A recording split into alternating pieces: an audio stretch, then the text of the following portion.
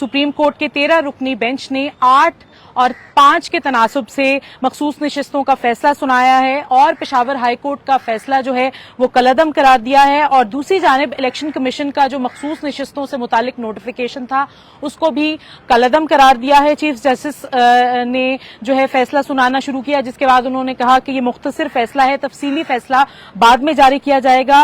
और जस्टिस मंसूर अली शाह ने उसके आगे से टेक ऑन किया। उन्होंने ये कहा कि इलेक्शन कमीशन ने सुप्रीम कोर्ट के फैसले की गलत तशरीह की और कमीशन का जो फैसला है इलेक्शन कमीशन का वो गैर आईनी है। अदालत ने मजीद पीटीआई की जो मखसूस नशिस्तें हैं उनको पीटीआई को अहल करार देते हुए ये कहा है कि पीटीआई में शामिल होने के लिए उन्होंने पार्टी को 15 रोज दे रहे हैं, जिसमें जो अराकीन कौमी असेंबली हैं या फिर अराकीन जो हैं सूबाई असेंबलियों के, उनको डिक्लेयर करना होगा 15 रोज के अंदर कि वो किस जमात से ताल्लुक रखते हैं, किस जमात का हिस्सा हैं। और दूसरी जानिब एक मुख्तसर फैसला जो है अलहदा से जस्टिस याहिया अफरीदी ने वो जारी किया, जिसमें उन्होंने सुन्नी इत्तेहाद कौंसिल को जो मखसूस नशिस्तें हैं उससे मुतालिक जो अपीलें हैं वो मुस्तरद की हैं।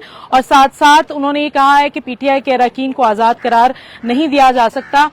ये तो हुई सुप्रीम कोर्ट की सूरत हाल। दूसरी जानिब जो वजीर कानून है आजम नजीर तारड़, उन्होंने कुछ ही मिनट कबल जो है सहाफियों से गैर रस्मी गुफ्तगू की है और उन्होंने ये कहा है कि मौजूदा हुकूमत को, मुस्लिम लीग नून को, जिसके पास सबसे ज्यादा इस वक्त नशिस्तें हैं ऐवान में, वो उसको सुप्रीम कोर्ट के फैसले से कोई खतरा नहीं। और आजम नजीर तारड़ का मजीद ये कहना था कि उनके पास अब भी 209 जो हैं वो नशिस्तें मौजूद हैं। लेकिन इसके साथ साथ ये देखा जाए, नंबर गेम की बात की जाए तो पाकिस्तान तहरीक इंसाफ इस वक्त जो है कौमी असेंबली में सबसे बड़ी सियासी जमात जो है वो बनकर उभरी है। अब सबसे ज्यादा नशिस्तें एक अंदाजे के मुताबिक जो हैं 105 और 110 के दरमियान जो नशिस्तें हैं वो पीटीआई के पास होंगी, जिसके बाद पीटीआई सबसे बड़ी जमात जो है सियासी बन जाएगी कौमी असेंबली में। इसके बाद कौमी असेंबली में जो है वो मुस्लिम लीग नून का नंबर होगा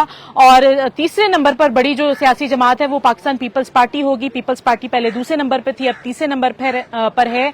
और साथ साथ एक सिग्निफिकेंट बात यह है कि ये नंबर डिसाइड करेगा, अब चूंकि इत्तेहादी हुकूमत इस वक्त पाकिस्तान पीपल्स पार्टी की है और मुस्लिम लीग नून की है, लेकिन अब जो इत्तेहाद है वो मुख्तलिफ बनना होगा अंदाजे के मुताबिक। अब चूंकि नशिस्तें जो हैं पाकिस्तान तहरीक इंसाफ के पास होंगी, या जो एक अंदाजा लगाया जा रहा है कि सुन्नी इत्तेहाद कौंसिल में जो अराकीन बाकायदा तौर पर शमूलियत जिन अराकीन ने इख्तियार की थी वो उसको छोड़ते हैं, तो उसके बाद जो है तकरीबन 110 नशिस्तों के लगभग जो हैं ये पीटीआई का नंबर होगा कौमी असेंबली में, जो कि सबसे बड़ा नंबर होगा। और जिसके बाद एक इत्तेहाद जो चाहिए होगा पाकिस्तान पीपल्स पार्टी के पास इस वक्त जो है कौमी असेंबली में 68 नशिस्तें हैं, 68 सीट्स हैं। और अगर पाकिस्तान पीपल्स पार्टी ये इश्तराक करती है पीटीआई के साथ तो इत्तेहादी हुकूमत बना सकेगी पाकिस्तान तहरीक इंसाफ और पाकिस्तान पीपल्स पार्टी मिलके। दूसरी जानिब कौमी असेंबली के ऐवान में दीगर छोटी जमातें भी हैं, जिनमें एमक्यूएम पाकिस्तान है और जमीयत उलमा इस्लाम है, लेकिन ये वो तादाद उतना बड़ा नंबर नहीं है कि ये इत्तेहादी हुकूमत में मिलकर पीटीआई के साथ हुकूमत बना सकें। तो पाकिस्तान तहरीक इंसाफ को पाकिस्तान पीपल्स पार्टी के नंबर की जरूरत है हुकूमत बनाने के लिए। और जो हुकूमत की जानिब से बयान सामने आया है वजीर कानून का कि इस फैसले को की अपील जो है उसके लिए सुप्रीम कोर्ट से, अदालत से रुजू किया जाएगा या नहीं किया जाएगा, इसका फैसला कुछ वक्त के बाद होगा। लेकिन अब देखना यह होगा कि जो फाइनली जो नशिस्तें हैं, जो अराकीन कौमी असेंबली हैं, वो जब ज्वाइन करते हैं पीटीआई को, और साथ साथ सुप्रीम कोर्ट ने चूंकि अब पीटीआई को एक सियासी जमात के तौर पर कंसिडर कर लिया है, तो इनके ज्वाइन करने के बाद सूरत हाल मजीद आगे किस तरह से डेवलप होती है, इसके लिए देखते रहिए इंडिपेंडेंट उर्दू।